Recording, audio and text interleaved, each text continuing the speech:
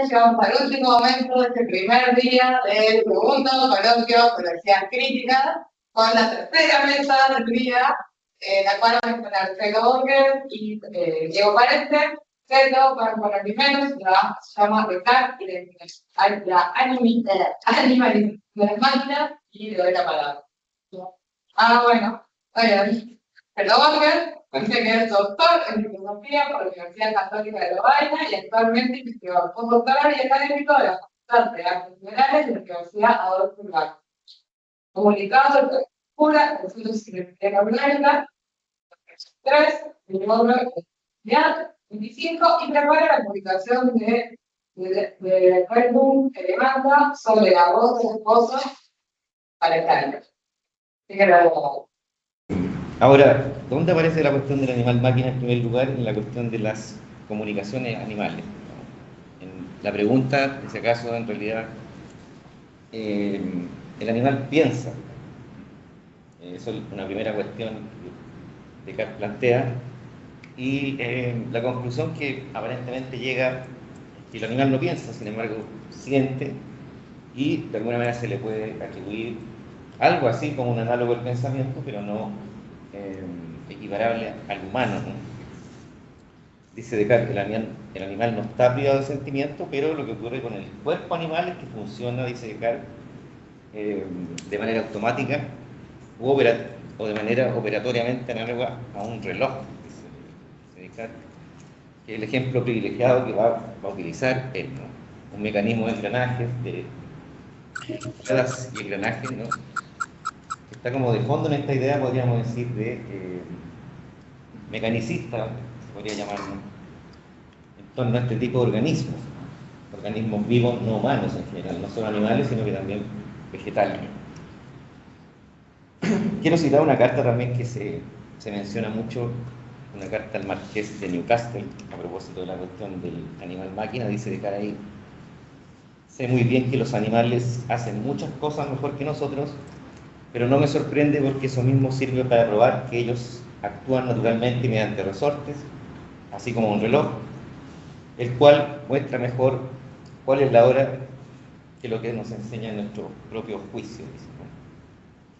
Esta es una cuestión ya que a mí me interesa remarcar de alguna forma, digamos, esta idea de que, claro, si el animal máquina que está pensando Descartes es en efecto un tipo de artefacto o de máquina en efecto, bueno, pareciera que no hay ninguna máquina, o de casi a decir esto, ninguna máquina que ningún humano pueda inventar, digamos, porque es mucho más perfecta que cualquier máquina que pueda inventar algún artesano, digamos.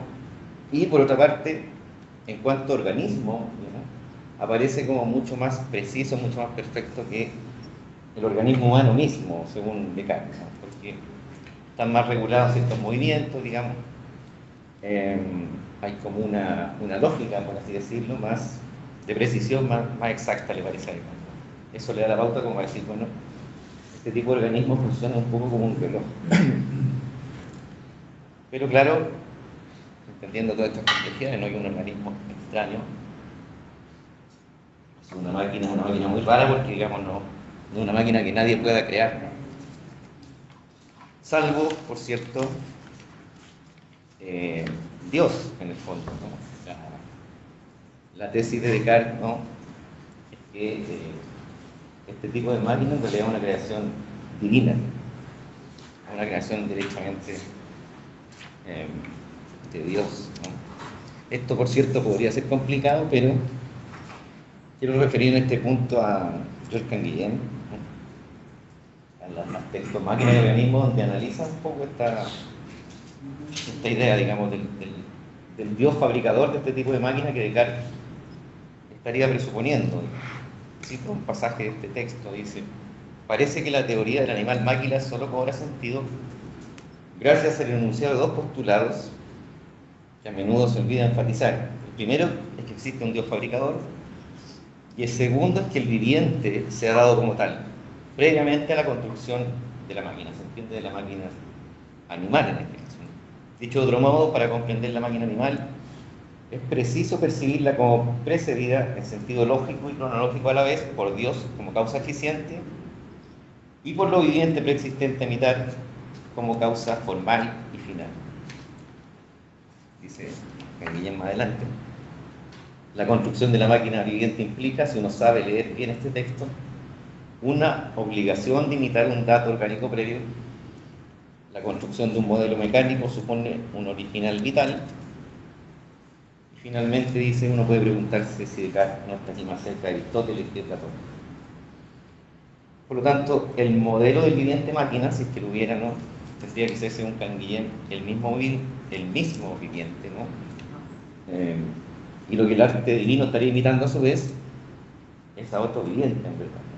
No estaría haciendo en ningún caso una creación ex nihilo, no, o una simple creación como arte divino. Esto ya introduce complejidades, ¿no? Y me interesa insistir en esta idea de que si esta máquina, digamos, es una imitación de lo viviente, que el mismo Dios creador tiene que imitar, ¿no? Bueno, el límite también es que un aparataje tan complejo, según Descartes, no está al alcance de ningún humano que sepa construir máquinas, ¿no?, como decía en algún momento, ¿no? Sino que en realidad la complejidad maquinal, digamos, de este organismo no es simplemente imitable, digamos, humanamente, salvo en esta lógica que en cuanto al propio organismo se podría entender que está imitando lo vivo, pero en cuanto a máquina pareciera que está diciendo Descartes que esta cosa no es imitable. Bueno, aquí uno podría decir que esto ya da la idea, digamos, de que este tipo de organismo máquina no es simplemente un autómata, digamos, que es lo que generalmente se atribuye a la tesis cartesiana, digamos, en tanto que aparece como algo un poquito más complejo que un autómata, ¿no? Un organismo, a la vez que una máquina, un poco más complejo que un autómata, ya que el autómata sería aparentemente solo una invención humana, ¿no? Por lo tanto, esta tesis vacila bastante entre estas dimensiones. ¿De tiempo? ¿No? Sí, evitando estornudar No, pero por ruido.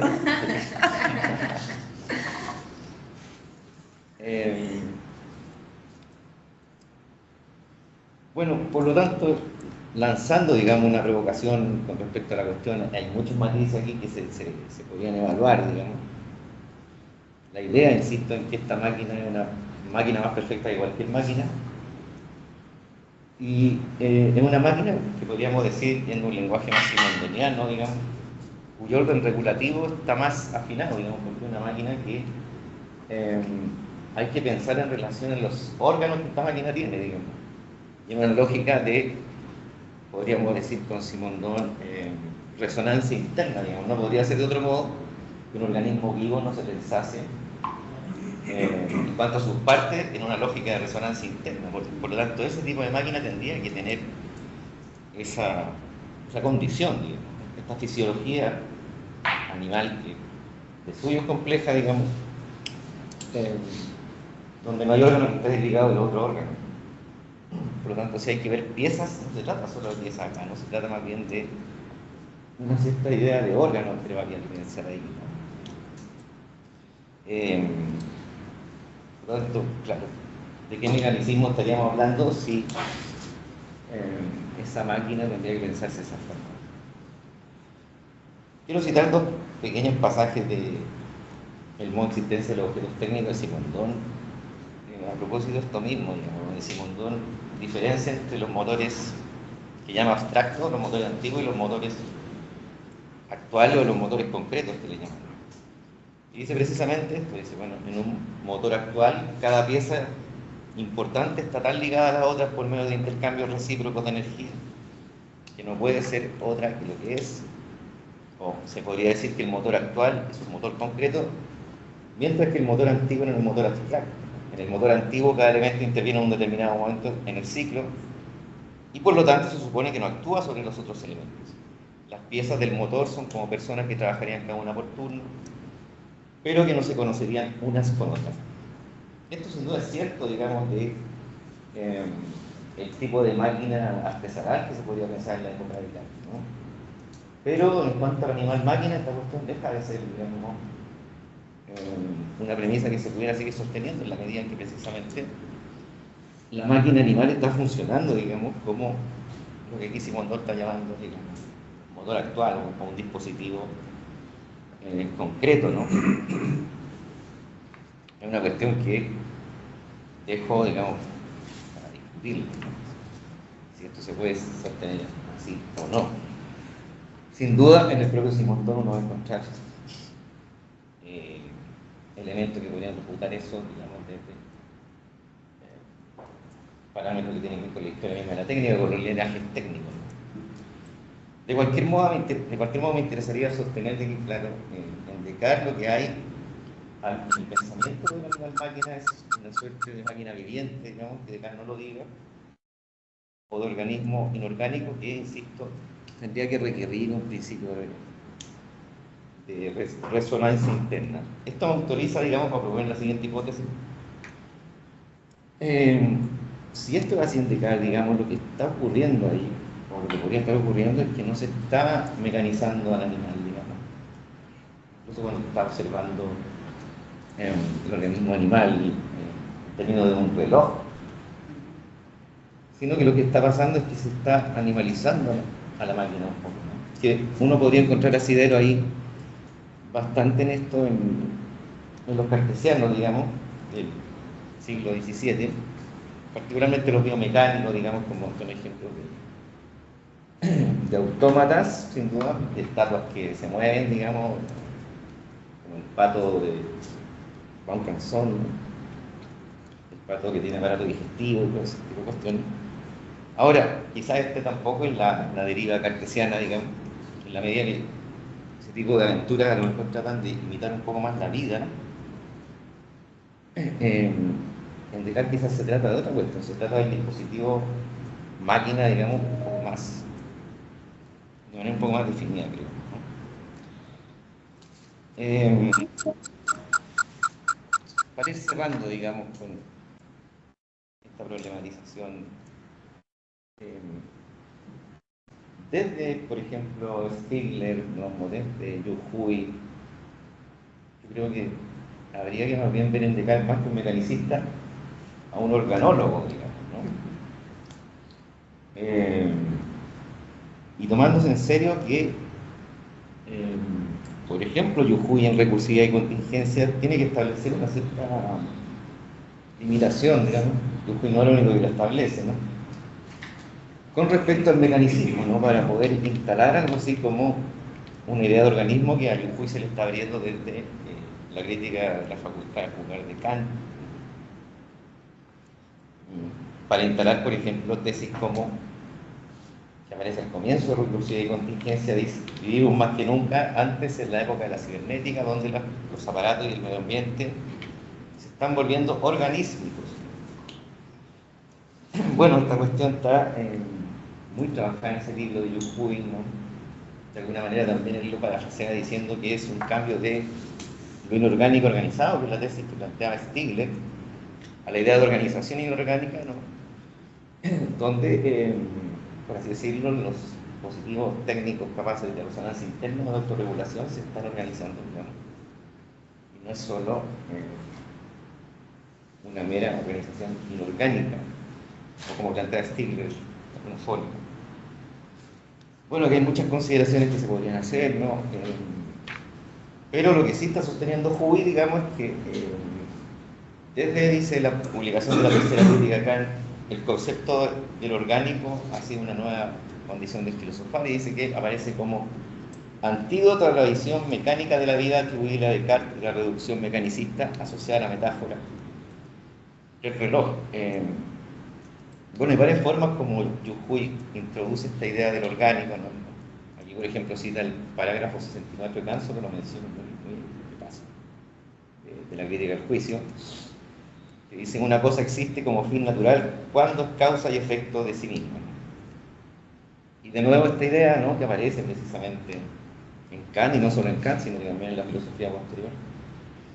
A Jujuy le interesa mucho Schelling también en ese sentido.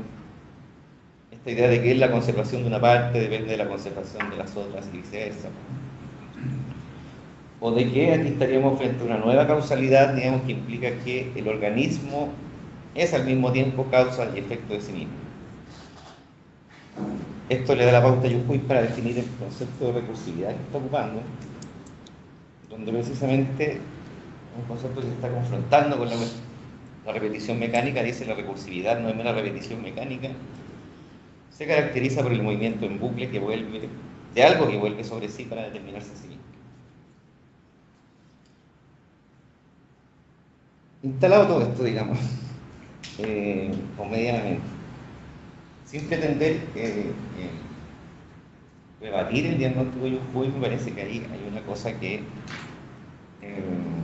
se podría abrir, digamos, en cuanto a una cierta episteme en la cual está instalado Jujuy, digamos, a partir del concepto de organismo que para él se abre desde Kant, para sostener esta tesis de que lo inorgánico organizado ha dado paso a la organización inorgánica.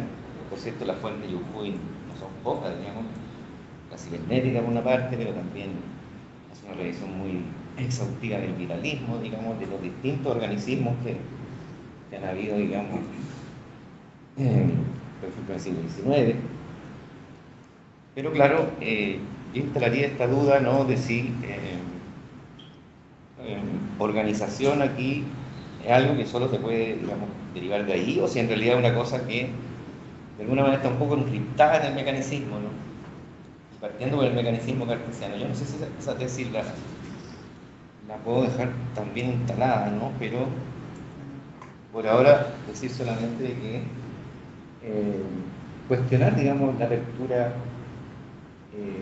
del organismo como totalidad recursiva, ahí donde Juy la está haciendo gravitar en contraposición con el mecanismo, entendiendo que el mecanismo tal vez tiene una idea, digamos, de organismo que no pasa precisamente por lo orgánico, sino también por el animal, digamos, o por un cierto tipo de organismo. ¿Y por qué el animal podría ser interesante también? Porque si uno se va al texto de Descartes, digamos, el animal, al no tener alma, suponiendo que sea una creación de Dios, el animal, al no tener alma, digamos, una especie de organismo ateológico, un organismo no tiene una dignidad de cara al menos, digamos, al nivel del humano, pero eso lo vuelve un poco más difícil de catalogar, ¿no? Bueno, eso diría por ahora, ¿no? Si hay otras cosas, después podemos volver.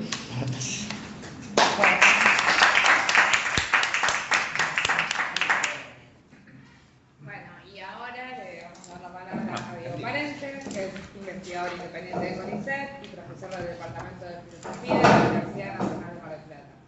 Especializado en problemas de filosofía de la tecnología, ha publicado los libros Cosas sin palabras, una filosofía materialista de la técnica y Artefactos, Cuerpo y Ambiente, exploraciones sobre la filosofía de la técnica, además de coeditar el glosario de filosofía de la técnica.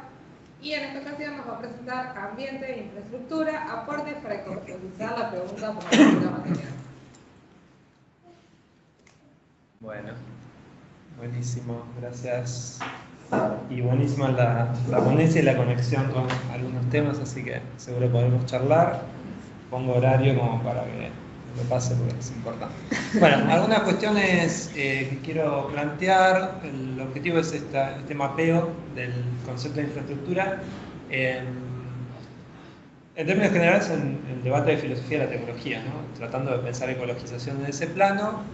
Dos partes de la ponencia van a ser una referida a aclaraciones conceptuales sobre estas dos nociones que forman el título de la ponencia, y la segunda una tematización política, a ver qué cuestiones surgen, que son cuestiones que venimos investigando en el grupo allí en Mar del Plata, y bueno, quiero traerlas como para pensar.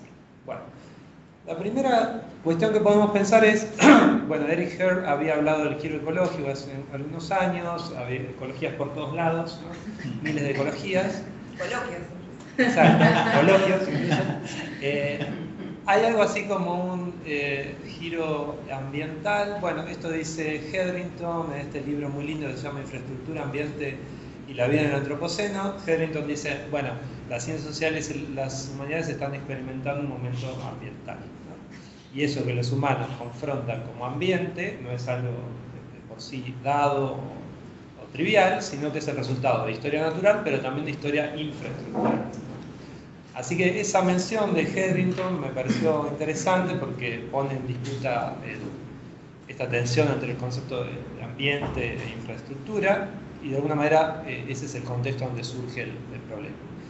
Bueno, infraestructuras, una tematización mínima, son entidades materiales que conocemos porque forman parte de la vida moderna, la constituyen, ¿no? Tenemos los cables interoceánicos que permiten que esta comunicación esté sosteniéndose, las grandes autopistas, acueductos, gasoductos, vías férreas. Estas infraestructuras, ejemplos que configuran la vida moderna, son definidas en esta caracterización del Arkin de 2013 como redes construidas que facilitan el flujo de bienes, personas o ideas y permiten su intercambio a lo largo del espacio. Es materia que permite el movimiento de otra materia, su peculiar ontología reside en el hecho de que son cosas y también la relación entre cosas. Entonces hay como un costado ecológico ya en la idea de relacionalidad inherente propia de las infraestructuras, que quizás no están en las máquinas o que quizás no están en los artefactos, así que es más ecologizante que otras, ¿no?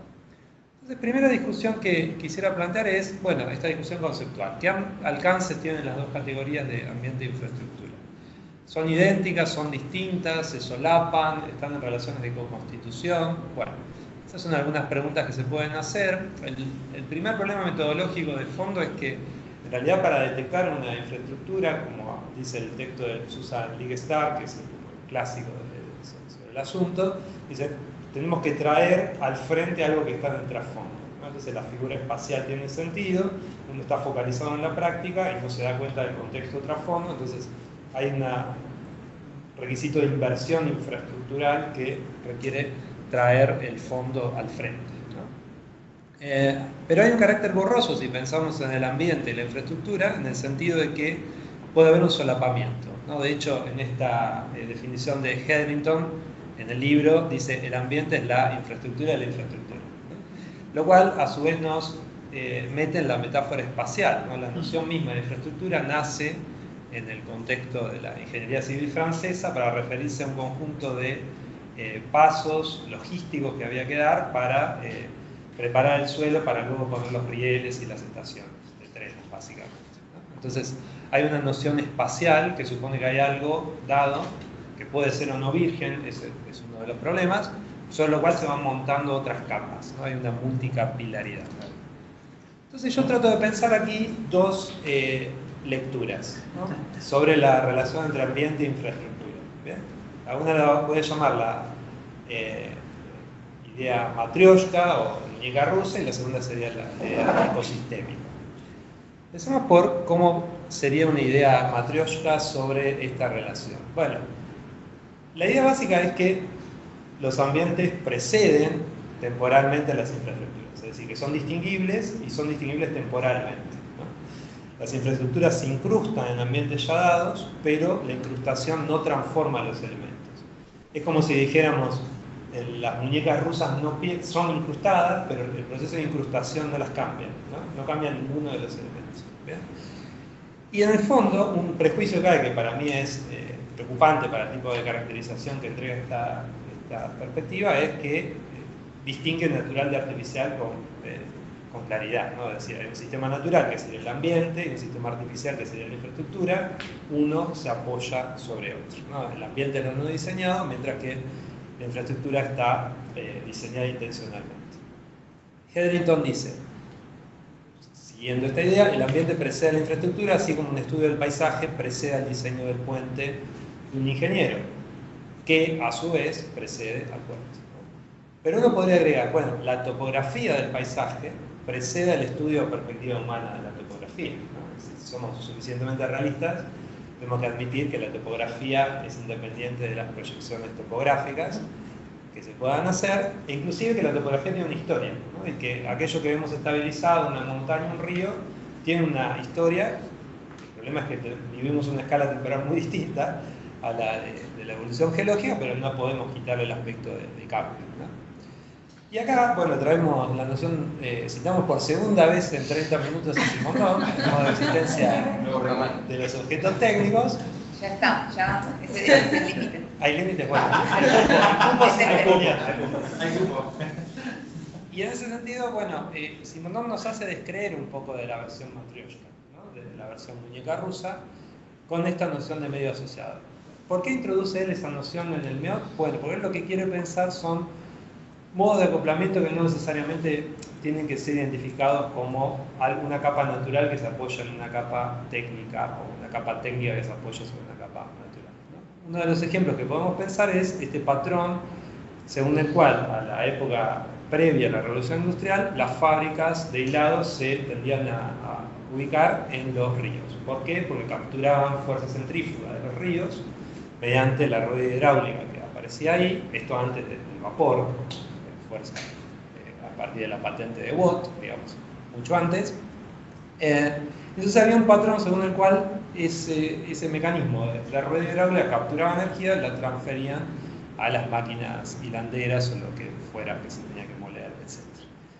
Dice Simondon en este sentido, lo propio del medio asociado es que no está fabricado, o al menos no está fabricado en su totalidad. Es un cierto régimen de los elementos naturales que rodean al ser técnico ligado a un cierto régimen de elementos que constituyen al ser técnico. Es el mediador de la relación entre los elementos técnicos fabricados y los elementos naturales en el seno de los cuales funciona el ser técnico. Entonces, no es tan importante para Simondon, es un poco indistinguible decir qué es lo técnico puro, qué es lo natural puro. Vamos a una noción que acople y que nos haga pensar en los distintos ensamblajes, en el fondo, que existen entre infraestructuras y ambientes, o ambientes infraestructurados. Entonces, si uno toma en serio esta lectura de Simondon, bueno, la versión que asoma con más fuerza es una visión ecosistémica, ¿no? Donde de alguna manera las infraestructuras intencionalmente diseñadas se ensamblan con ambientes activos, ¿no? Los ambientes en sí mismos son activos, ¿no? No es que sean pasivos. Y a su vez esos ambientes activos tienen dinámicas de cambio propias. Un río, si bien lo vemos como un ambiente relativamente estabilizado, aunque fue tomado en la metafísica occidental para pensar justamente el cambio y no precisamente la estabilidad, pero un río es un río y podemos tener cierta identificación de sus propiedades. Un río tiene una historia, y en esa historia alguna de sus partes puede ser precisamente el haber sido presionada mediante una rueda hidráulica, un dique, lo que fuere, para producir mayor presión centrífuga, ¿no? Hidráulica, centrífuga es otra cosa. Entonces lo que tenemos aquí es un ensamblaje híbrido metaestable, diría Simondon, ¿no? Un ensamblaje que me interesa tanto distinguir qué es la parte de ambiente natural, que no existe, por otra parte, cuál es la parte de infraestructura diseñada intencionalmente, que tampoco es arbitraria, porque se incrusta de una manera particular. Entonces, esto nos debería pensar que esta incrustación de nuevas infraestructuras no inicia, sino que más bien continúa un proceso de co-constitución, ¿no? Que continuamente los ambientes se están co-constituyendo con las infraestructuras que se van incrustando, hasta el punto en que algunas infraestructuras no son distinguibles o cambian de manera radical, ¿no? Esto requiere negociaciones con agentes de diverso tipo, ¿no? Porque no son solo agentes humanos los que juegan el rol histórico de estos ensamblajes híbridos. Y las infraestructuras, como dice Connolly en este libro muy interesante que se llama Frente a lo planetario, las infraestructuras están siempre sometidas a amenazas de otros campos de fuerza de notable asimetría, ¿no? Es decir, siempre están en peligro de ser descompuestas, desestabilizadas. Pensemos en los maremotos, en los terremotos, en los diversos acontecimientos naturales que rompen las infraestructuras frente a las cuales ningún diseño humano puede tener sentido, ¿no? Entonces, volviendo ahora y asumiendo que la lectura número 2, ecosistémica, es mejor que la lectura de Matryoshka, tratemos de pensar algunas cuestiones de la dimensión política, ¿no? Traigo acá. Esto, bueno, surgió en Neuquén, me parece, en la mesa de la red de antropología filosófica, el tema de escalas. Bueno, las infraestructuras corporizan una escala adecuada para pensar problemas del antropoceno. No es que sean la única escala adecuada, pero el único modo de acercarse al problema, pero sí ciertos problemas propios del antropoceno, entre ellos el extractivismo, reciben mejor atención con la noción de infraestructura que con la noción de artefacto, o con otras nociones de filosofía de la técnica, ¿no? ¿Por qué? Porque a diferencia de los artefactos, las infraestructuras condensan lo local y lo global, la escala de acción micro, de primera persona, yo puedo tener una relación con una represa, por ejemplo, y la escala de acción macro, planetaria. La represa cumple un rol dentro de la escala planetaria.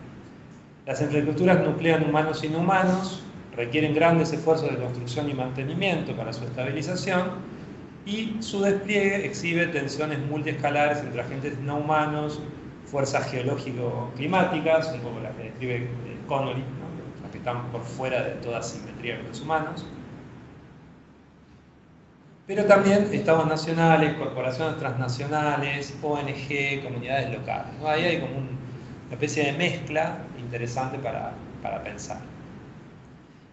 Y hablando de extractivismo, que puede ser tomado como uno de los grandes problemas a pensar en clave del antropoceno, bueno, acá tenemos el ejemplo de la República Unida de la Soja, este territorio vinculado al norte de Argentina, parte de Brasil, Paraguay y Bolivia, que en esta publicidad aparece de manera muy feliz, como bajo la idea de la soja no conoce fronteras, ¿no? Y de alguna manera, para pensar este proceso según el cual uno puede descubrir un lugar que llamamos República Unida de la Soja, tenemos que pensar en una escala global planetaria. No hay modo de entender el proceso por el cual el norte de Salta y Jujuy y Rosario, o digamos Santa Fe, se infraestructura si no pensamos el proceso de cómo China requiere porotos de soja o soja, ¿no? Entonces hay una presión tal que en esta dialéctica planetaria, China solicita algo de alimento para cerdos y parte de otra geografía que estaba acostumbrada a otras dinámicas se infraestructura para eso, ¿sí? ¿Esto tiene una dimensión geopolítica? Yo creo que sí, que es lo más visible, por lo menos la lectura más tradicional que se puede hacer. Inclusive que ciertos casos de extractivismo no pueden pensarse por fuera de la infraestructura, ¿no? Es decir, que si quitamos el componente infraestructural, quitamos directamente la misma idea de cómo se puede extraer un recurso para que sea valioso en otro lugar, ¿no? Recurso que no tiene que ver con la demanda local. Esto es interesante, ¿no? Es decir, la infraestructuración del norte de la República Unida de la Soja no tiene que ver estrictamente con la demanda local, porque no se consume la totalidad de soja, no sé cuánto se consume, habría que verlo estadísticamente, probablemente muy poco, pero bueno, hay una dimensión geopolítica. Gordillo, en un texto muy lindo dentro de ese libro que les comentaba al inicio, el capítulo se llama La Metrópolis, dice: las infraestructuras de la metrópolis son el arma secreta de las personas más poderosas del mundo, y la logística deviene el arte de la guerra hecho por el capital. Lo que hace opaca a la metrópolis es su escala planetaria, y que permanentemente sea redefinida por prácticas tejidas local y regionalmente, ¿no? Y Gordillo también insiste en esta idea del metabolismo urbano, ¿no? Los nodos urbanos lo que hacen es atraer flujos de agua, de energía, de comida, de commodities a través de infraestructuras, ¿sí? Y ahí también hay una metáfora orgánica situada o volcada sobre lo urbano, ¿no? También la parte de que expelen sus residuos es relevante porque, por supuesto, no se transportan residuos a China, sino que se transporta soja. A mí me parece re interesante esta noción, que a su vez es como hermana de la noción de infraestructura y que permite pensar estos mismos procesos, es la noción de zona tecnológica. La propone Andrew Barry en este texto de 2006, ¿sí? Y no tiene que ver con una zona cargada de artefactos o de máquinas, sino que es una zona estandarizada, ¿no? Es otra cosa. Es un ámbito de circulación dentro del cual personas, prácticas, dispositivos pueden moverse e interactuar con relativa facilidad, ¿sí? Dado que comparten estándares técnicos, protocolos y regulaciones. es lo que se llama un espacio uniformado, ¿sí? Para favorecer la conectividad y el flujo de bienes y de personas. Entonces es indistinto qué es lo que forma parte del flujo. Puede ser cualquier cosa, puede ser información, pueden ser bienes, pueden ser personas. De hecho, los ejemplos de estándares que traía es el área Schengen, que es simplemente un protocolo para que las personas pasen por estados europeos, por ciertos estados europeos, si completan o satisfacen las condiciones, los cargadores de USB-C, ¿sí? Que permiten carga de información y de energía, y los contenedores, ¿sí? Cuya forma no varía, ¿no? Es decir, hay una uniformación de los contenedores en todo el planeta. El experimento mental que tenemos que hacer es qué pasaría si hubiera contenedores de muchas formas y tamaños posibles, ¿no? Es decir, eso no ocurre. Pero lo cómico sería pensar, bueno, ¿por qué no ocurre? Bueno, porque no sería el espacio uniforme para la extracción de recursos, ¿sí? Entonces hay una conexión entre infraestructura, por una parte, estandarización, en el sentido de que lo plantea Barry, e interoperabilidad. La interoperabilidad es un resultado de la estandarización, ¿no? Es decir, yo tengo mi cargador de USB que me va a servir en China, en la Norteamérica profunda y en África y acá en Argentina, y el container también es el mismo en estos sitios, ¿sí? Pero bueno, podemos pensar políticamente si las infraestructuras son la continuación de la geopolítica por otros medios, ¿no? Barry dice que sí, de algún modo, ¿no? Él analiza el caso de Europa del Este y cómo la injerencia en los estados ya no tiene que ver con regulaciones o con invasión territorial, aunque también el ejemplo de invasión territorial hay muchas formas de geopolítica, pero hay formas más invisibles de dominio geopolítico que tienen que ver con zonas estandarizadas o zonas tecnológicas, ¿no? Entonces, dice, las capacidades de estados de Europa del Este se definieron no como la capacidad de regular, sino como la de adoptar regulaciones específicas provenientes de Bruselas. El centro de Europa regula el resto. Vistas como una serie de zonas tecnológicas, las fronteras de Europa pueden extenderse más allá de las fronteras formales de los estados europeos hacia otros territorios. Y esto está bueno para pensar porque las zonas tecnológicas no coinciden con los estados-nación, ¿no? Bueno, ya no sabemos lo que es un estado-nación. La misma idea de estado-nación está en disputa, eso es cierto, pero a su vez se dejan afectar por fuerzas propias de fronteras territoriales. Es decir, que esté borroneado lo que es un estado-nación y su gerencia no quiere decir que fuerzas al interior de la frontera territorial no jueguen un papel en zonas tecnológicas. Entonces un gobierno puede decir, no, yo no acepto este estándar, o una comunidad local puede decir, yo no quiero que me afecten los suelos de tal y tal manera por esta estandarización, etc. Esas disputas siguen en pie. La forma de parasitar y controlar territorios por fuera del Estado-Nación se articula a partir de esta capacidad para infraestructurar ambientes y para establecer estándares propios, ¿sí? Fíjense que en esta formulación ya la distinción infraestructura-ambiente se borró, porque no hay ambientes no infraestructurados, ¿no? Lo importante es cómo se infraestructuran ambientes, para quién, con qué regulaciones, pero ya la distinción ontológica pasó a tener un peso menor, ¿no? En la medida en que la consideremos como una forma de imperialismo, ¿sí? Un ejemplo que podemos pensar, que es bastante típico, es el río, ¿no? Como una zona infraestructurada para la extracción. Es interesante también el caso de la hidrovía Paraná, porque los capitales chinos son los que aportan el mayor porcentaje de fuerza, digamos, en ese sentido, y tiene sentido porque el capital chino también es el interesado en que el dragado sea suficientemente bueno para que la extracción sea lo más rápida posible, ¿no? Al igual que los campos configurados por herbicidas y paquetes de semillas, ¿no? Dice Gordillo en este capítulo que les comentaba, Sudamérica ha sido convertida en una zona de extracción imperial, no por estados-nación particulares, sino por una constelación transnacional, dispersa, nebulosa, de actores y operaciones logísticas que buscan capturar alimento barato de animales, combustible, aceite y soja, más allá de su costo social y ambiental, ¿no? Bueno, entonces un par de conclusiones como para cerrar. Sé que son dos discusiones distintas y que tienen algún tipo de correlación.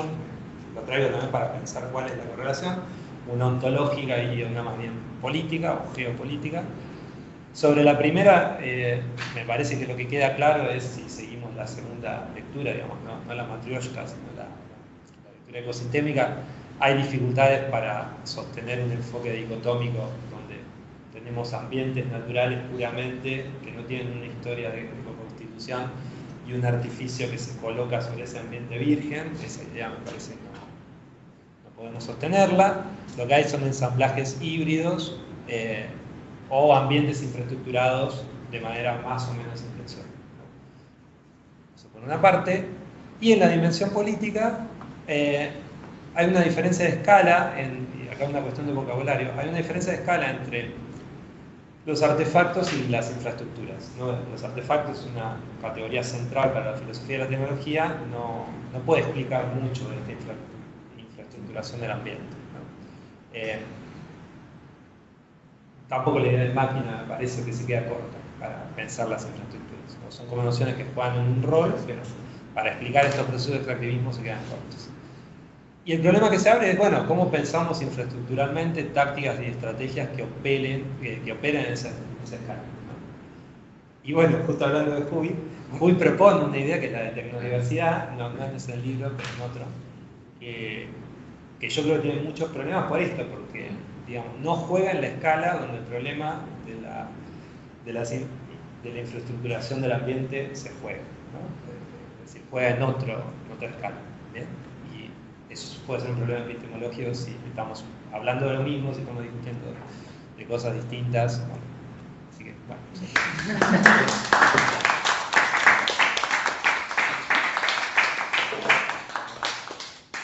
Bueno, para empezar con las preguntas, iniciar la conversación, Bueno, sí. Si me lo permite. Bueno, gracias. Siento que entretenían eso. Yo preguntaría, claro, el problema, o sea, bueno, yo diría que en Canguilhem está este problema de que hay finalmente como una suerte de vitalismo, ¿no es cierto?, de trascendentalización de lo viviente, o de paradigmatización de lo viviente, ¿no?, donde finalmente todo es reconducido al paradigma de la vida. Y justamente el problema que eso tiene es que, claro, no impide esta suerte como de economía de la mímesis, por decirlo de alguna manera, que está contenida en la noción de organología, o en la noción de organismo, por ejemplo, simultáneo. Es decir, donde en realidad no se sabe dónde empieza la analogía, ¿no? Es decir, ¿qué es el modelo para qué? Y finalmente de eso se trata, de que haya una indecisión de modelo, porque esa es justamente la manera de romper el paradigmatismo metafísico, ¿no? O sea, salir como de un paradigmatismo teológico. Entonces, si estás de acuerdo con esto que acabo de decir, yo diría, claro, hasta qué punto la hipótesis tuya no debiese ser un poco modelada, y en vez de invertir las relaciones analógicas o las relaciones de determinación, no se mecaniza el animal, sino que se animaliza la máquina. ¿Por qué no pensar un intercambio, ¿no?, una economía también ahí, o una suerte de intercambio bidireccional entre máquina y animal? Primera cosa. Y no simplemente invertir, no la relación. Y la segunda cosa sería, me interesó esto de que, claro, el animal no tiene alma, ¿no?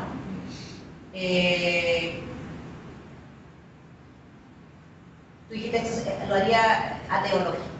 La pregunta es ¿por qué? Yo diría, bueno, lo haría ateológico porque imposibilitaría al animal de ser un analogado secundario, ¿no? Es decir, imposibilitaría la atribución analógica por parte del modelo de Dios, ¿no? Que sí, bueno, que es como la típica forma en que se piensa la creación, porque la creación no es pura cosa suficiente, ¿no? O sea, la creación teológica de Dios, ¿puedo hablar de Dios ahora? Vamos a hablar de Dios un rato.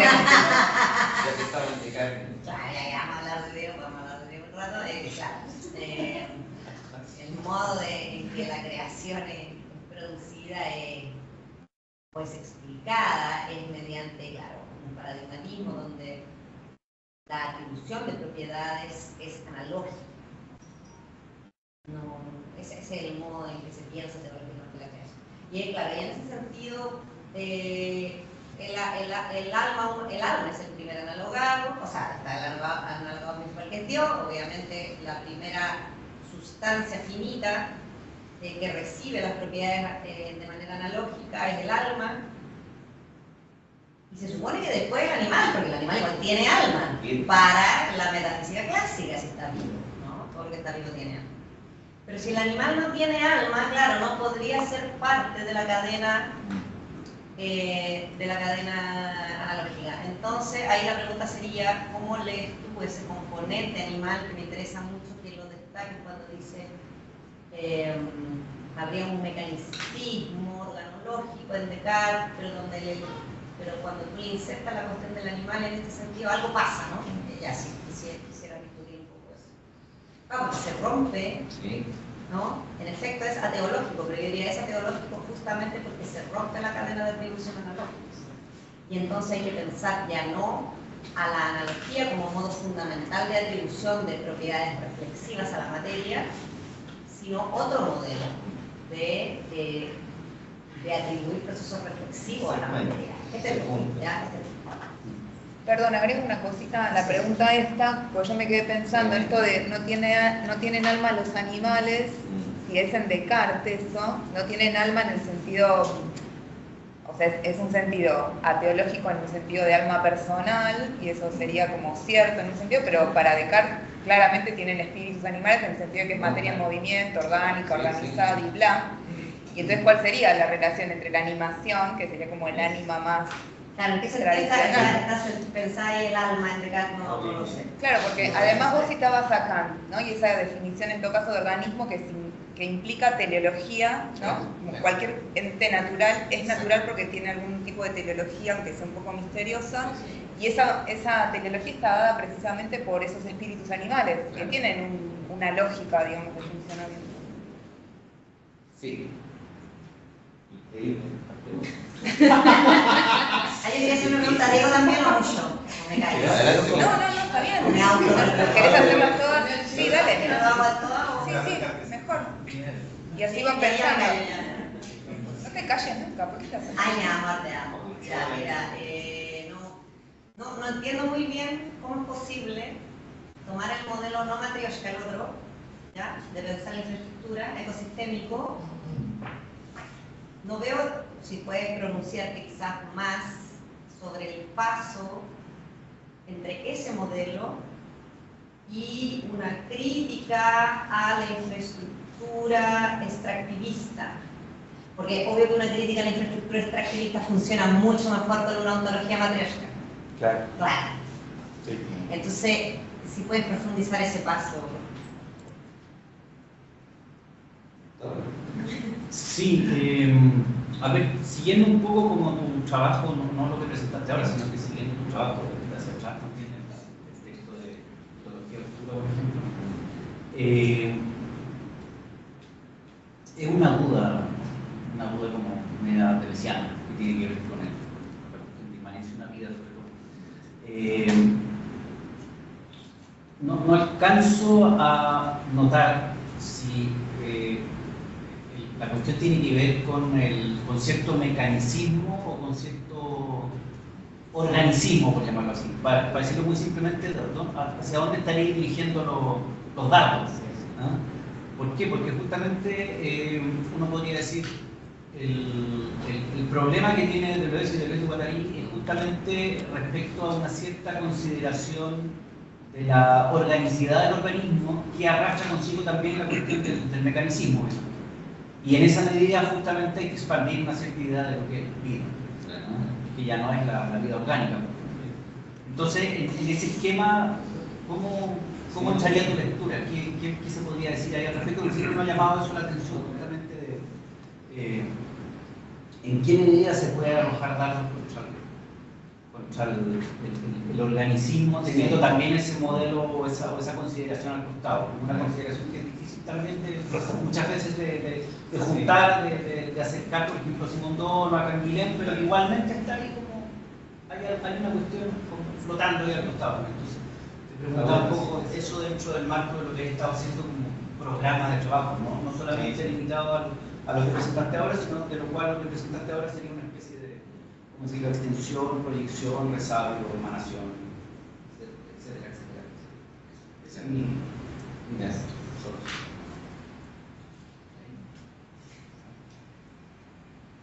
Bueno, partiría por mencionar, ¿no? Claro, Descartes por ahí, en estas cartas que está todo esto, la mayor parte de las tesis se organizan en cartas y en el discurso del método, pero el discurso del método es muy segregado como aparece. Descartes es un poquito más amplio el asunto. Entonces dice, claro, es mucho más fácil pensar el animal como una máquina que atribuirle algo a los animales. Igual una cuestión, en cierto modo, la cuestión de atribuirle un cierto mecanismo, creo que indicar es una cosa más bien de orden retórico o pedagógico. Dice que no se ha encontrado que los animales hacen ciertas cosas a ciertas horas. Dice esto desde la más tierna infancia, uno tiene que hacer con estas cosas. Pero en realidad no es la hipótesis, me parece, que en el fondo. Yo creo que está muy en la línea de hecho de que si los animales sienten, no solo eso ya da cuenta de algo que tiene que ver con el alma, lo que pasa es que el alma es pensamiento,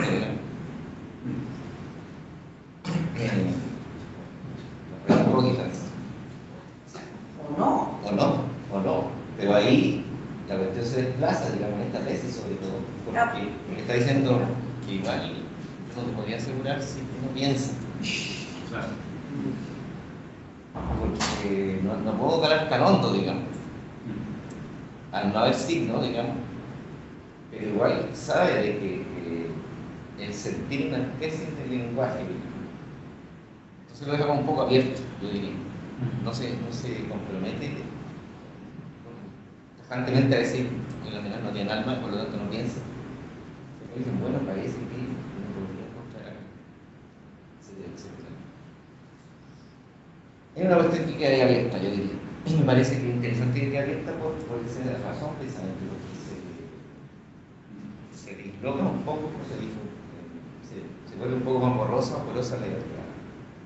la idea de que solo la materia no piensa, digamos, el cuerpo material no puede pensar, porque no hay pensamiento en los cuerpos materiales, por lo tanto no hay lógica interna de los organismos. Yo creo que esa cuestión está totalmente abierta. Incluso en un sentido teleológico. El punto es que, claro, el recurso de Descartes no es el organismo, ni el organismo vegetal, ni es algún tipo de organismo en particular, sino que el animal, porque él se va a ese ejemplo, porque se tomó un ejemplo extremo, un ejemplo de organicidad extrema y absolutamente complejo en el tiempo de Descartes. Y se mira así como circunstancia. Ahora, que a eso le ponga una máquina, digamos, a mí me parece que también es una cosa muy extraña, porque ahí es donde aparece esta idea de qué tipo de máquina estamos hablando, si es una máquina orgánica, que tiene esa complejidad y todo, intentar sugerir, no sé, Simón Don, una máquina que se ha dicho al principio de resonancia interna en la medida son los órganos de nuestra relación. Esa complejidad y que, claro, por analogía no lo podría decir que son piezas o engranajes. Bueno, la pregunta es la bien, muy complicada, digamos, pero en el sentido que yo ahí no cacho tanto la discusión, digamos, pero sí pensaría en otro concepto que tal vez es un concepto que está en cierto modo la tradición cristiana está relevando el concepto de mimesis, que es la idea del prototipo. El prototipo no tiene que imitar, sino más bien se encamina a Sí, no, igual dije mimesis de un modo laxo. No, yo sé. No, pero está fino lo que tú dices de la analogía. Pero claro, ¿cómo se juega en lo analógico? ¿O por qué, más bien, hacer un principio de inversión, digamos, de la mecanización hacia la mecanización? Claro, yo creo que es un paso necesario, digamos, en la única manera de abolir la cuestión Solo podría ser en este momento un texto retórico de apertura de una cuestión. Pero creo que esa es la solución final del.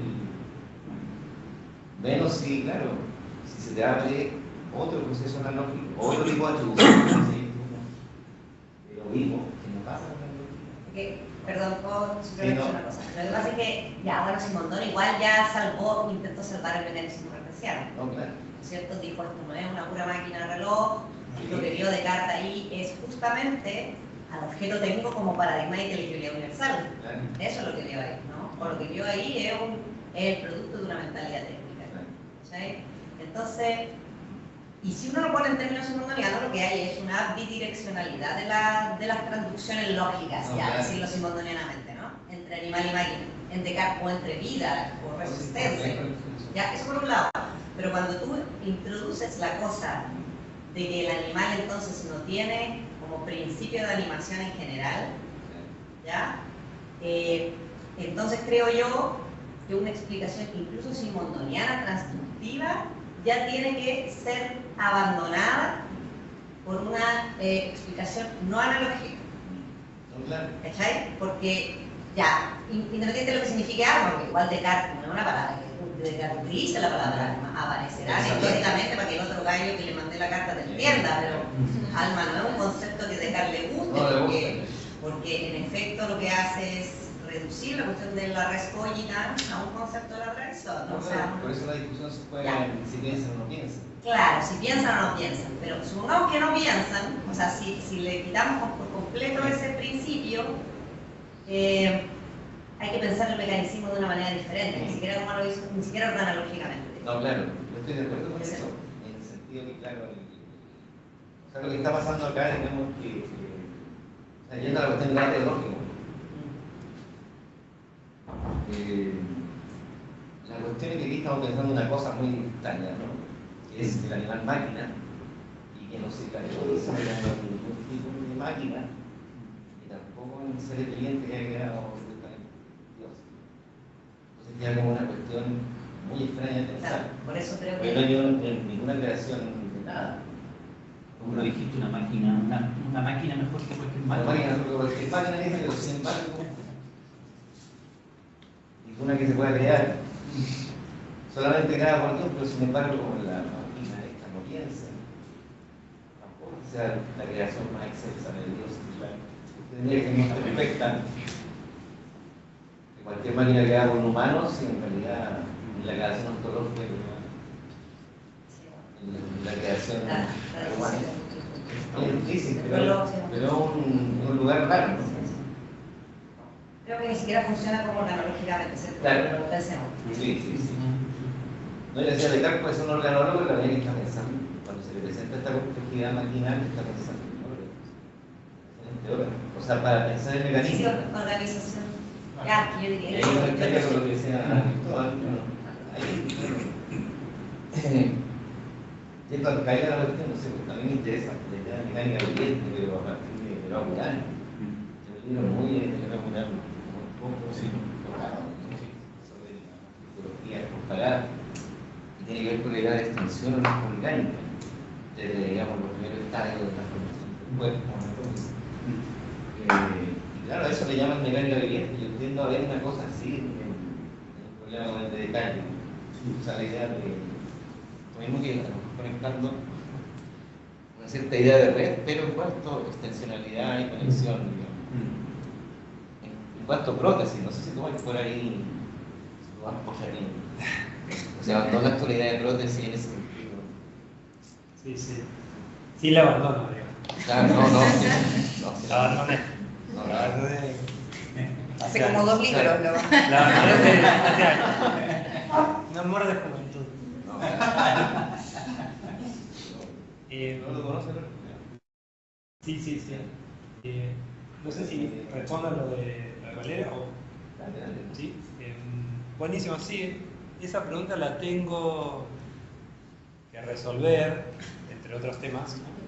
Para mí es una pregunta muy metadiscursiva, que es la relación otra vez entre conceptos y política, ¿no? Porque en el fondo, la primera, hay algún tipo de relación, es una relación de co-constitución, es necesariamente una relación de continuidad o de derivación lógica, tal que si yo tomo estos conceptos me conducen a una posición, a una cierta tematización política. No, eso yo no lo tengo claro, pero sí trato de distinguir esos planos. A mí me parece que hay modos de capturar fenómenos mejor que otros, ¿no? Entonces, por ejemplo, los modelos dicotómicos que distinguen ambientes naturales vírgenes y cosas que se le posan sobre esos ambientes que no son ni vírgenes ni naturales, etc., no me permite comprender fenómenos en general. Pero cuando dijiste si somos mínimamente realistas, ¿te referías a ti mismo? Porque ahí hablaste de una temporalidad anterior a la infraestructura. ¿Cuándo dije eso? Lo dijiste antes de entrar a los dos modelos. Dijiste si somos mínimamente realistas, hay que pensar que hay un antes. Que los ambientes preceden a las infraestructuras. Claro, eso lo veía la construcción del puente y la necesidad de previamente la topología. Claro, no, realistas en el sentido de que hay Pero agencia. cronológicamente. Claro, pero hay una agencia de la materia no humana, en este caso la lava, la placa tectónica, lo que fuere, que tiene una deriva geológica en una escala muy distinta a la nuestra, pero que tiene una acción tan real como lo que estoy diciendo yo ahora con la teoría del valor de Marx. Digamos, ¿no? Es decir, juegan en escalas distintas, pero todas tienen agencia y generan Por cosas. eso podría haber infraestructuras no intencionales. Pero la idea es que ahí no tienen. Sí, en este sentido sí.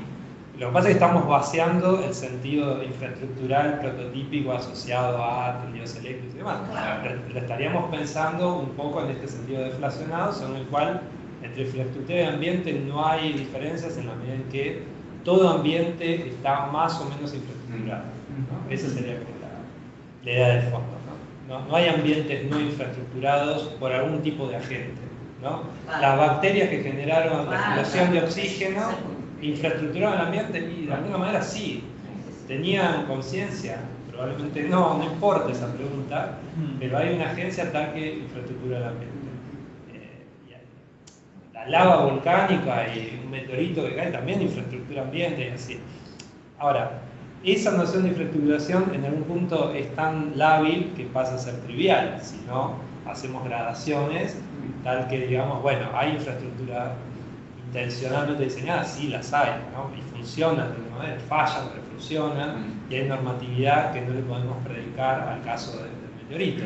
El meteorito no es que cayó bien o mal, o que produjo algo que sea normativamente juzgable, ¿no? El meteorito produjo algo en el mundo y la historia después del planeta Tierra no fue igual.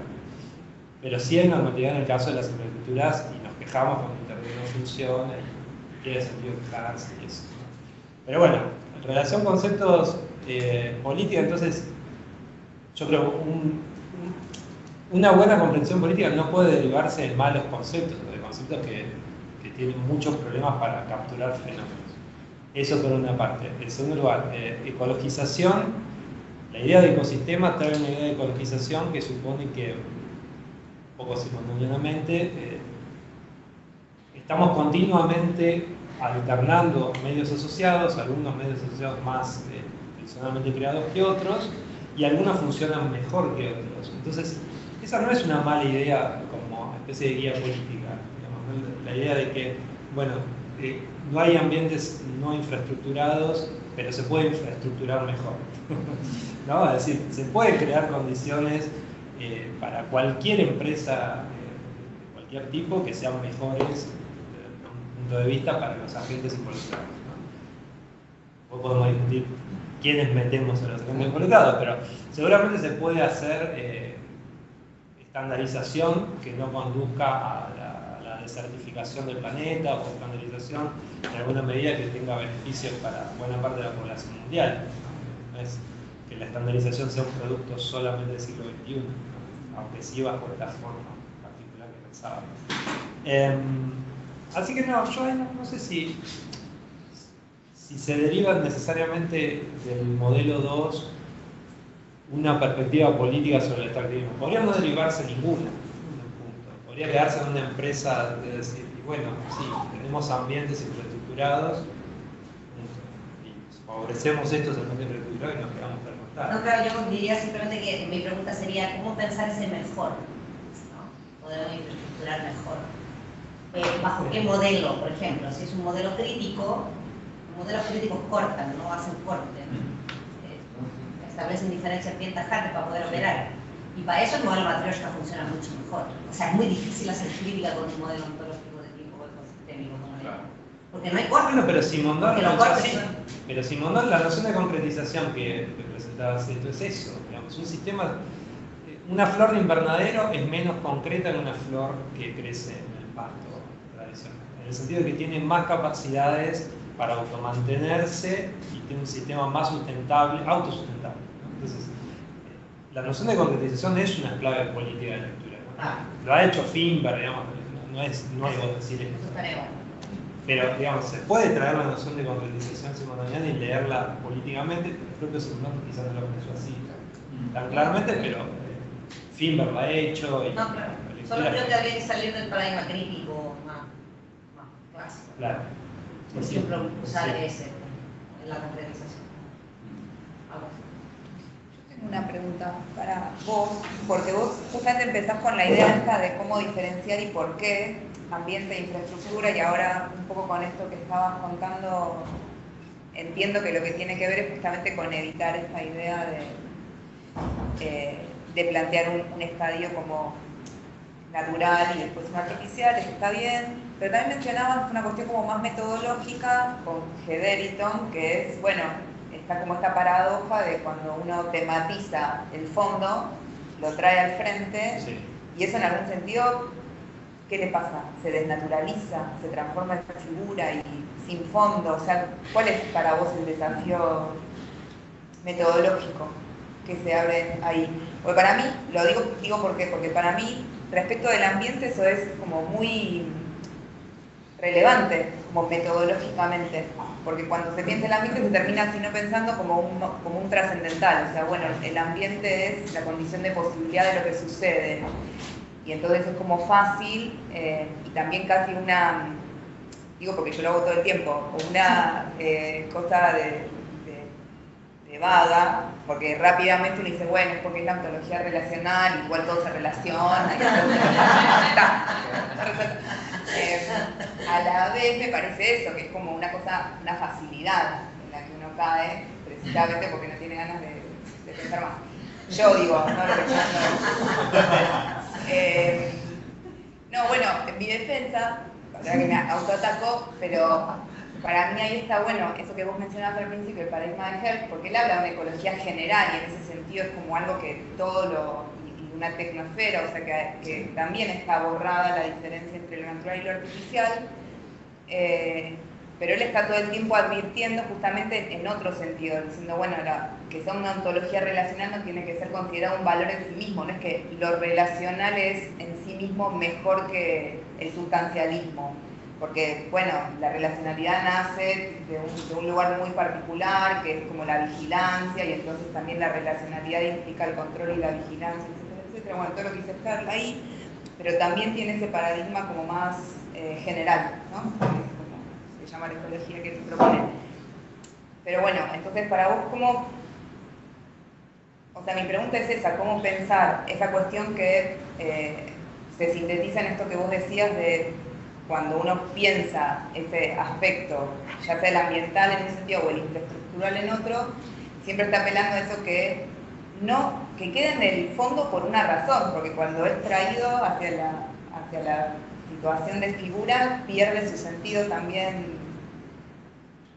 contrastante, ¿no? Sí, pero es un punto de vista analítico, otra vez, porque en el fondo, creo que esto lo dice Ligestar también, que dice, para quienes trabajan en la reparación del tendido eléctrico, o para quienes mantienen los cables submarinos que conectan a internet, la infraestructura está adelante. Sí. Okay, entonces, no es que necesariamente eso que supuestamente está cajanegrizado, invisibilizado, o ese trasfondo sea siempre el trasfondo. Es una operación analítica, dice Ligestar, traerlo al frente, pero no quiere decir que en práctica cotidiana de miles de personas no esté al frente todo el tiempo. De hecho, la infraestructura precaria tiene esas características también. Lo que funciona mal, las calles son eso. las calles con baches, que son infraestructuras precarias, nos llaman la atención todo el tiempo, ¿no? Acá en Buenos Aires no tanto, pero en Mar del Plata es muy visible, digamos, uno no puede prestar atención a manejar y a la música que está escuchando, tiene que prestar atención a la infraestructura que patentemente nos dice estoy rota y entonces no es que necesite una operación analítica para traerlo, ¿no? Entonces no, yo ahí diría, la operación analítica ya está de alguna manera simetrizada, ¿no? Depende del actor que esté en juego y su relación. Y el otro punto es, bueno, ¿qué necesidad hay política a veces o pragmática de operar con un ente identificable y con ciertas fronteras? Por ejemplo, la zona ambiente tiene una caracterización en un punto, si quiere, protocolar. Por ejemplo, la Secretaría de Ambiente no se ocupa de los cables de internet probablemente, se ocupa de no sé qué se ocupa. Hay secretaría Como no tenía ninguna función, le escucharon a vos hablar, no tenía ninguna función. Por eso, pero la reserva forestal. El ejemplo de la reserva forestal. ¿No? La ley de reserva natural o reserva ambiental supone que yo distingo algo que tiene que ser preservado. Entonces esa tarea de vigilancia que supone una identificación mínima, aunque no sea una identificación de cumplir o de chequear todas las características. Lo que pasa es que ese tipo de caracterización nos termina haciendo perder de vista, nos mete en el modelo Matryoshka otra vez, ¿no? Es decir, salimos de la reserva natural y entramos en la ciudad y el edificio y otra vez volvemos, ¿no? Y ambas son ambientes infraestructurados, están viendo, ¿no? Me parece que el modelo ecosistema pierde esa caracterización. No sé si me respondo. Sí, era como más para tratar yo de entender quizás lo que hago yo, que lo que haces vos, pero... O sea, yo porque también tiendo siempre a pensar en términos, el ambiente en términos de infraestructura, por eso como que tu ponencia me molesta en el sentido de que está diciendo no hay que hacer esto. Yo lo hago todo el tiempo, no lo mismo para hacer, porque no tengo una alternativa. Entonces igual, está bien que vos hagas lo tuyo, yo haga lo mío y nunca lo disfrutamos. Pero la cosa es que con el paradigma ecosistémico, ¿cómo sale de un realismo político? O sea, es como puro realismo político lo que viene después. ¿Cómo? ¿O cómo pensar ese realismo político? Pero ¿por qué? No entiendo el nexo. ¿Por qué es puro realismo? Porque tú hablas de lo mejor, hacer cosas mejores. Eso implica una idealidad, una suerte de proyección de un porvenir, de un, no sé, una tarea. Hagamos la revolución, necesitamos una idea, ¿no? Bueno, la concretización también supone algo mejor que un estado mejor que otro. Ya, pero nada, solo diría perfilar mejor lo que significa mejor. Claro, sí. Nada más. Mencionaba topografía, perspectivismo. ¿Cómo que estás pensando ahí la perspectiva? Tú decías agencia, voy a hacer escala, pero influye en un entendimiento perspectivista lo que están pensando, si no sabemos qué es lo que hizo, pero hizo algo. Porque la idea de la agencia es como, no sé, cómo no trazar con una intencionalidad, un sesgo perspectivista, digamos, a lo mejor puede ser muy estratégico, pero para decir que hubo historia antes de la llegada de los seres vivos, simplemente historia. Hubo cambio, ¿no? Y no hubo ambientes estables, sino que lo que caracteriza a los ambientes es entrar en estados de cambio. No necesitas actuaciones de agencia muy potentes, ni siquiera humanistas, claro, sí, simplemente de reacción química. Yo tengo una pregunta para Zeto, no sé si puedo hacerla. Sí, ahora. No, la cuestión de la máquina, a mí me interesó lo de la máquina porque me acuerdo de una cita de Latour, creo que es en Cogitán, que dice siempre se critica a Descartes por desconocer a los organismos, a tratarlos como máquinas, y Latour dice, eso también es desconocer a las máquinas, ¿no? Es un doble desconocimiento, es malentender lo que son los organismos, pero también es malentender lo que son las máquinas. Y ahí pensaba que el modelo en el que piensa Huey, que lo citabas en un inicio, creo que hace esa distinción entre dos tipos de máquina, porque para pensar si algo se está sometiendo a un esquema mecanicista, tenemos que decir, bueno, ¿qué modelo de máquina Sí. hay en juego? ¿No? Porque no es que hay un solo modelo. Claro. ¿No? Por lo menos hay dos. Tenemos el modelo máquina rígida y el modelo máquina recursiva. El modelo máquina rígida es un poco el que está en el fondo de Canguilhem, el conocimiento de la vida, ¿no? Causalidad lineal. Claro, exacto, es lo que le permite a Canguilhem decir los organismos son una cosa y las máquinas son otra, ¿no? Las máquinas no perciben, no tienen Umbel, no pueden autocorregirse, no pueden autorrepararse, no pueden automantenerse. ¿Sí? Ahora, ¿qué pasa cuando no necesitamos venir a los celulares? ¿No? ¿Qué pasa cuando tenemos máquinas suficientemente flexibles para capturar algo del ambiente y adecuar su conducta a eso? Como en los torpedos de Primera Guerra Mundial estoy diciendo, ¿no? Así, un torpedo que tiene un blanco, pero en vez de tener una conducta mecánica, entre comillas, ¿no? Que no captura nada del ambiente, sino que tiene un input y un output, captura el movimiento del barco desde el cual se está siendo enviado, el movimiento del barco blanco, la velocidad, ¿se entiende? Entonces, eso, ¿cómo ves? ¿Hay una sola noción de máquina? ¿Hay muchas? ¿Son todas iguales? Bueno, la discusión con Jung es una discusión que me interesaría abrir, donde es como sugerir un poco dónde se está viendo la episteme de la cibernética. Eso se podría desplazar un poco hacia este problema que abrirla, por ejemplo, allí donde, claro, no se puede ya distinguir, o bien, no es que no se pueda, sino que se está problematizando de manera muy peculiar una situación donde es difícil saber de qué tipo de causalidad estamos hablando, si causalidad lineal o recurrente. En la medida en que se está pensando una máquina con causalidad lineal, inserta en un organismo con causalidad recurrente, que sería la idea del animal máquina, se están juntando esos dos asuntos, creo yo, ahí, en esa tesis. Ahora, si esa tesis no tuvo ningún problema, porque los cartesianos se tomaron muy en serio la idea mecanicista de la evolución de lo vivo, el engranaje. Bueno, esa cuestión puede que haya quedado un poquito sepultada ahí. Quizás hasta la revaloración del concepto de organismo, como el propio Jung se da cuenta, en Kant, en los románticos, pero dentro del mecanicismo parece que no hay una cuestión flotando, que parece que hay algo que decir. Y hay otro personaje entre medio que es súper interesante, que es Condillac.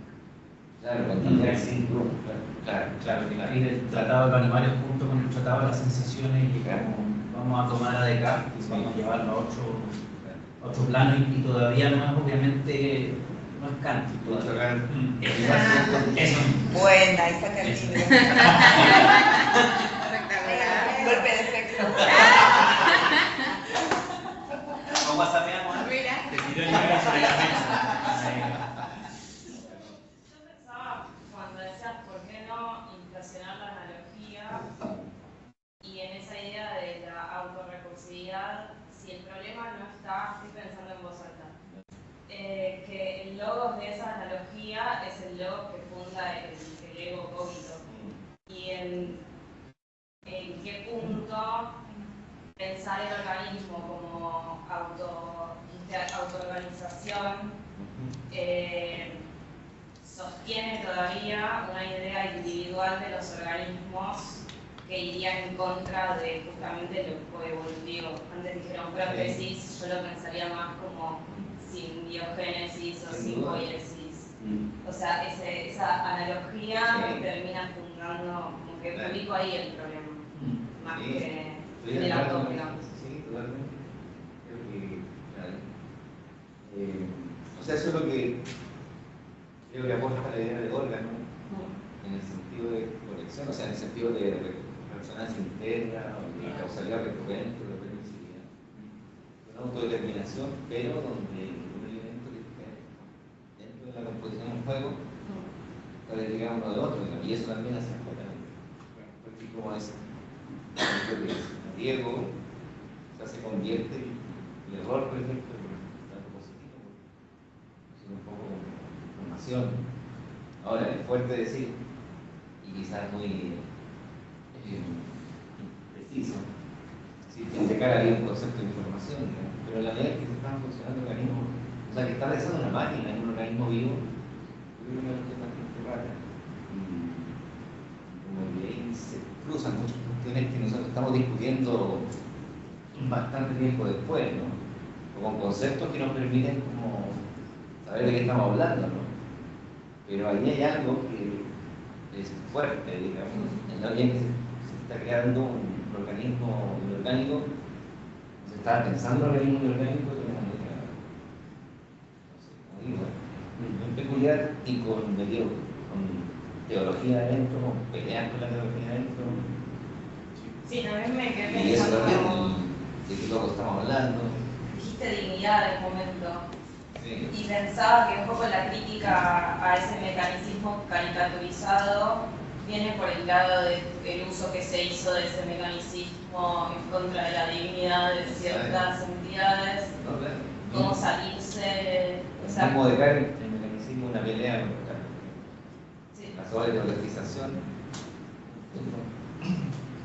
Pero claro, como dice que en este caso Che, bueno, creo que hay que darle una vuelta, sobre todo cuando está la episteme cibernética. Por eso que uno debería llamar episteme cibernética del estudio. Y uno tiene súper limitado como pelear, o como separación de eso. Bueno, gente, muchas gracias. Vamos a ir cerrando.